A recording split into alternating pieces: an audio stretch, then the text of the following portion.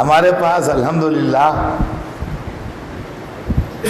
اسلام حقیقی محفوظ ہے،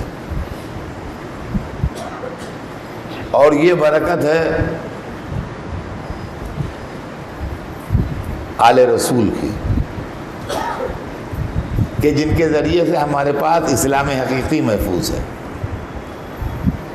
ہم چاہتے ہیں کہ آپ کو اسلام حقیقی کی تصویر پیش کریں تاکہ وہ بچے ہمارے جو مجلس سننے آئے ہیں، اور یہ ینگ لڑکے جو میرے سامنے زیادہ تر ینگ بیٹھے ہوئے ہیں، ینگسٹرز بیٹھے ہیں،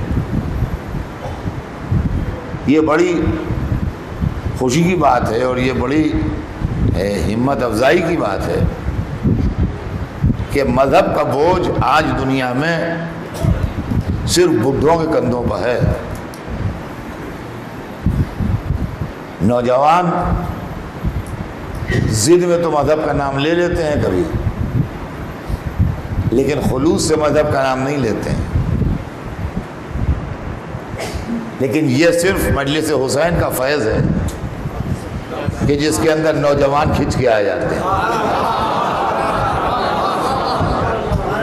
ورنہ مذہب کی گاڑی ضعیفوں پر چل رہی ہے، بزرگوں پر چل رہی ہے۔ کیا نوجوان مسجدوں میں نہیں دکھائی دیتے؟ نوجوان خانقاہوں میں نہیں آتے؟ نوجوان چرچ میں اور مندروں میں نہیں دکھائی دیتے؟ لیکن نوجوان ہمیں مجلسوں میں دکھائی دیتے ہیں۔ اس کا مطلب یہ ہوا کہ ہر ایک بوڑھا ہو سکتا ہے، کربلا آج بھی جوان ہے۔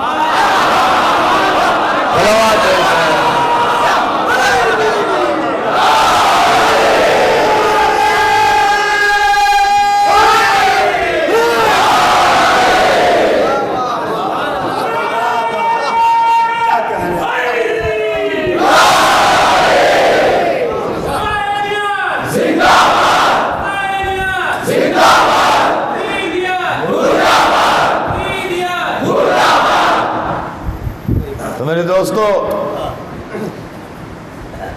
یہ کربلا کا فیض ہے، اور اس سے فیض اٹھاتے ہوئے اور اس عظیم واقعے سے اپنی دنیا اور آخرت سنوارتے ہوئے کیوں نہ ہم دنیا کے سامنے وہ اسلام پیش کریں جو ہم کو آل رسول نے دیا ہے۔ رسول نے بتایا تھا، خدا نے بھیجا تھا، اور وہی آل رسول کے ذریعے ہم تک آیا ہے۔ اب رہ گیا یہ کہ آج کی دنیا میں، جیسا میں نے کل عرض کیا تھا کہ مذہب پر اعتراضات ہیں، شکایتیں ہیں، ناراضگیاں ہیں، شکوے ہیں، خفگیاں ہیں، سب کچھ ہے، لیکن اس کا ریزن کیا ہے؟ اس کا سبب کیا ہے؟ میں تھوڑی چند لفظوں میں بچوں کے سامنے واضح کر دوں تاکہ سمجھ میں آ جائے کہ میں کیا پیش کرنے جا رہا ہوں اور میرا سبجیکٹ کیا ہوگا اور پرابلم کیا ہے۔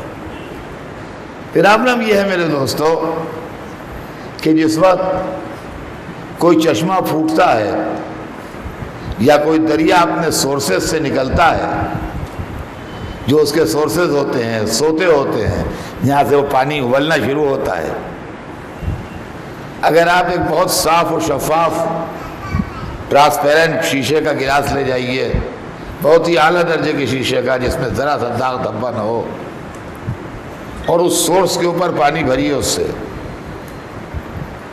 تو بالکل منرل واٹر جیسا آتا ہے بوتلوں میں، اس سے زیادہ صاف، اس سے زیادہ عمدہ، اس سے زیادہ شفا بخش اور اس سے زیادہ زندگی سے بھرپور پانی آپ کو ملے گا وہاں۔ وہ بہترین پانی ہے آپ کی زندگی کے لیے، آپ کی صحت کے لیے، آپ کی تندرستی کے لیے، اور ہر اعتبار سے پانی جو ہے وہ بہترین پانی ہے، اس سے بہتر پانی ممکن نہیں ہے۔ لیکن پھر وہ دریا بہنا شروع ہوتا ہے،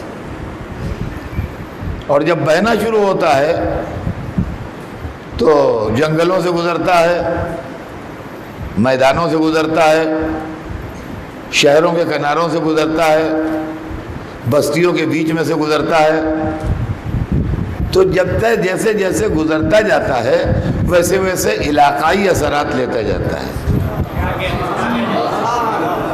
علاقائی اثرات جو ہیں وہ اپنے اندر شامل کرتا جاتا ہے. زمینوں کے رنگ میں فرق ہوتا ہے، اس رنگ کا کلر آ جاتا ہے پانی کے اندر.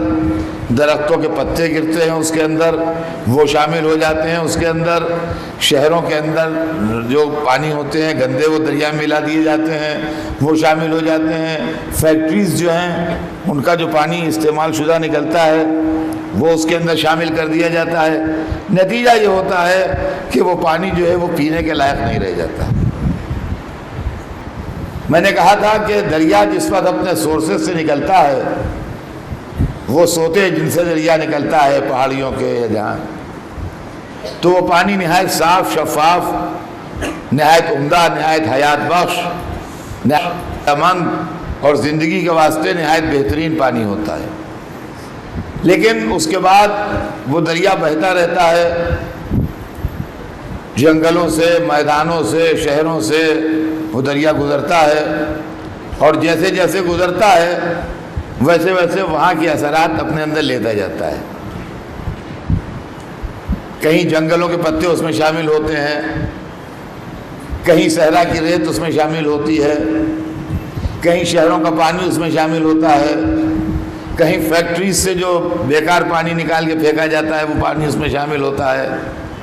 اس طریقے سے کر کے پانی کے اندر پولوشن، آمیزش بڑھتی جاتی ہے، یہاں تک کہ ایک منزل وہ آ جاتی ہے کہ جس کے بعد وہ پانی پینے کے لائق نہیں رہ جاتا. اب آپ دور کیوں جائیے، اپنے ملک ہی کے اندر لے لیجئے.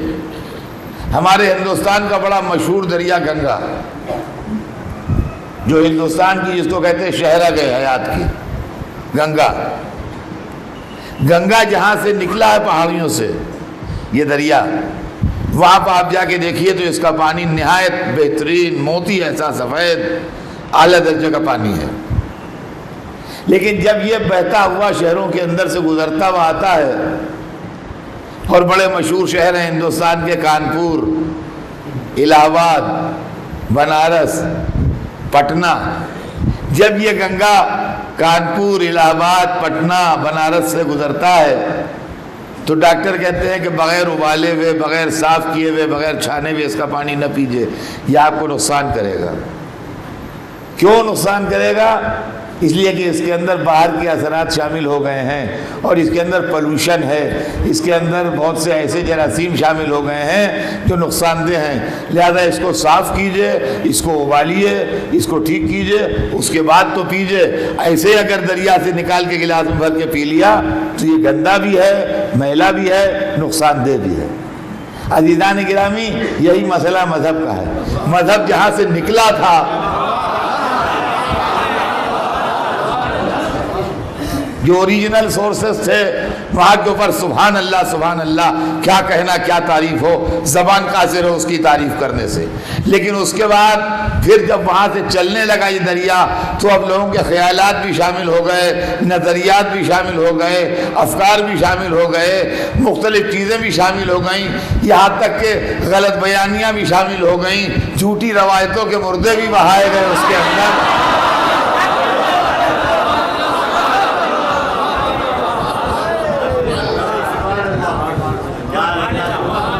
خانہ ساز فیکٹریوں کی گندگی بھی اس کے اندر شامل ہو گئی، ہر چیز شامل ہو گئی اسلام کے اندر. آج 1400 برس کے فاصلے کے اوپر جب ہم اسلام کو دیکھتے ہیں تو وہ اسلام ہماری سمجھ میں نہیں آتا. آج وہ اسلام ہماری سمجھ میں نہیں آتا. آج جب اس کو ٹیسٹ کیا جاتا ہے، کوئی کہتا ہے اس میں یہ خرابی ہے، کوئی کہتا ہے اس میں یہ خرابی ہے، کوئی کہتا ہے اس میں یہ خرابی ہے، کوئی کہتا ہے اس میں یہ خرابی ہے. یہ دہشت گردی سکھاتا ہے، یہ عورتوں پر ظلم کرتا ہے، یہ ناانصافی کرتا ہے، یہ عورت کو گھر کی چڑیا بنا کے رکھتا ہے پنجرے میں قید کر کے، یہ ایسے کرتا ہے، یہ تعلیم کا مخالف ہے، یہ ترقی کا مخالف ہے، یہ فلاں کا مخالف ہے، یہ فلاں کا مخالف ہے. یہ اسلام مخالف نہیں ہے. یہ اوریجنل سورس سے چلا تھا تو کسی چیز کو مخالف نہیں تھا. یہ بات کے نظریات میں شامل ہو کہ اس کے اندر بگاڑ پیدا کیا ہے. بات کے نظریات میں شامل ہو کہ اس کے اندر بگاڑ پیدا کیا ہے. تو اب یہ بغیر تحقیق کے آنچ پر پکائے ہوئے، بغیر حق و انصاف کی دوا ملائے ہوئے،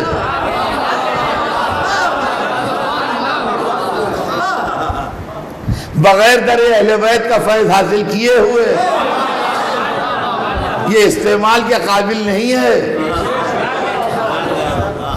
اور استعمال کیجیے گا تو نقصان میں پائیے گا، تو کیا ہو جائے گا؟ بیمار ہو جائیں گے اور کیا ہو جائے گا؟ ڈاکٹر صاحب سے پوچھا کہ صاحب پی لیں گے تو کیا ہو جائے گا بھائی؟ کہنے کہ بھگتیے گا، آپ دیکھیے گا، پی لیجیے، آپ نہیں مانیے ہمارا کہنا، آپ کو 2 دن کے اندر معلوم ہو جائے گا کیا ہو جائے گا۔ عزیزان گرامی یہی مسئلہ ہے آج کہ جو پی گئے ہی ہوئی ان کو معلوم ہو گیا کیا ہے۔ اب آج جو گھر گھر دہشت گردی کی وبا پھیلی ہے یہ بغیر ابالے ہوئے بھی ہے۔ صلوات بھیجتے ہیں محمد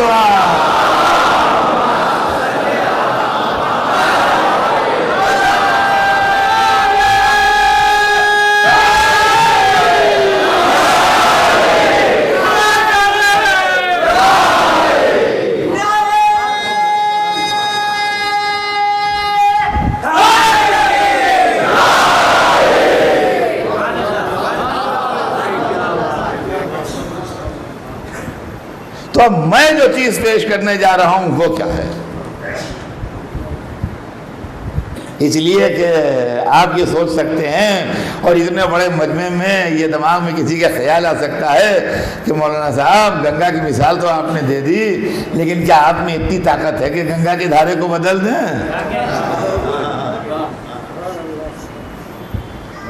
کیا آپ میں اتنی طاقت ہے کہ اس کے رخ کو بدل دیں؟ اور جب آپ میں اتنی طاقت نہیں ہے کہ اس کے دھارے کو بدلیں اور اس کے رخ کو بدلیں تو اس سب کہانی کی ضرورت کیا ہے؟ پہلے آج وہ چیز سن لیجئے، کیا کانپور میں یا الہ آباد میں یا بنارس میں یا پٹنے میں جب گنگا کا پانی لیا تو ڈاکٹروں نے کہا کہ یہ نقصان دہ ہے اور اس کو آپ بغیر تدارک کیے ہوئے، بغیر اس کو صاف کیے ہوئے، بغیر اس کو پکائے ہوئے، بغیر چھانے ہوئے اب اس کو استعمال کیجیے گا تو بیمار ہو جائیے۔ لیکن اگر آپ کو کہیں پر بھی دنیا کے کسی حصے میں وہی پانی چاہیے ہو جو اوریجنل سورسز سے نکلا ہے تو آپ کو اویلیبل ہو جائے گا، مگر کیوں کر آپ دریا کو ایسے بہنے نہ دیں، آپ بڑے بڑے پائپ ڈالیں اور پائپ کے ذریعے سے وہ پانی لے کے چلیں، پائپ کے اندر 100 میل کے فاصلے پر پائپ کھولیے گا تو ویسے ہی پانی نکلے گا، 200 میل کے فاصلے پر پائپ کھولیے گا تو ویسے ہی پانی نکلے گا، 1000 میل کے فاصلے پر پائپ کھولیے گا تو ویسے ہی پانی نکلے گا، 2000 میل کے فاصلے پر پائپ کھولیے گا ویسے پانی نکلے گا۔ کیوں؟ اس لیے کہ وہ ٹیوب کے اندر چل رہا ہے، وہ پائپ کے اندر چل رہا ہے، اس کے اندر پولوشن شامل نہیں ہے۔ اب سمجھے آپ کہ ہمارے یہاں جو امام معصوم کا عقیدہ ہے، امام معصوم کا جو عقیدہ ہے وہ اس لیے نہیں ہے کہ نہ سمجھ اس کا مذاق اڑائیں، بلکہ اس لیے ہے کہ پیور اسلام ملے۔ جب عصمت کے پائپ میں چلے گا تو جس منزل کو دیکھیے گا وہی ملے گا جو ابتدا میں۔ صلوات بھیجتے ہیں محمد۔ تو عزیزان گرامی یہ جو ہمارے پاس ائمہ اطہار علیہ السلام کے لیے عقیدہ عصمت ہے کہ اللہ نے انہیں معصوم بنایا ہے، لوگوں نے مذاق اڑایا ہمارا، اپنی کتابوں میں بڑے مضحکہ خیز انداز میں لکھا کہ یہ وہ گمراہ ہیں جو اپنے اماموں کو معصوم مانتے ہیں۔ نہیں، یہ گمراہی ہے، یہ بڑے ذمہ دار لوگوں کا قلم ہے، میں کیا بتاؤں آپ سے۔ انہوں نے لکھا کہ یہ وہ گمراہ لوگ ہیں جو اپنے اماموں کو معصوم مانتے نہیں ہیں، ہیں، ماننے والی بات نہیں ہے، ہیں۔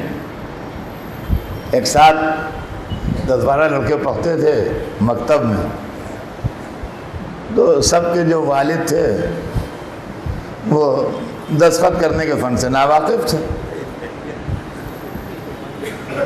سگنیچر کیسے ہوتے ہیں ضرورت نہیں کرتے تھے، اپنے انگوٹھے سے کام چلا لیتے تھے، لیفٹ تھم امپریشن کام آتا ہے۔ ایک لڑکا اس میں ایسا بھی تھا جس کے باپ بہت پڑھے لکھے قابل آدمی تھے، عالم آدمی تھے، وہ کہتا تھا ہمارے ابا عالم ہیں، لڑکے اس کو ستاتے تھے، کہنے لگے اتنا نالائق ہے اپنے باپ کو عالم کہتا ہے۔ عزیزان گرامی، عالم اسلام میں یہی کھیل ہمارے ساتھ ہو رہا ہے۔ صلوات بھیجتے ہیں محمد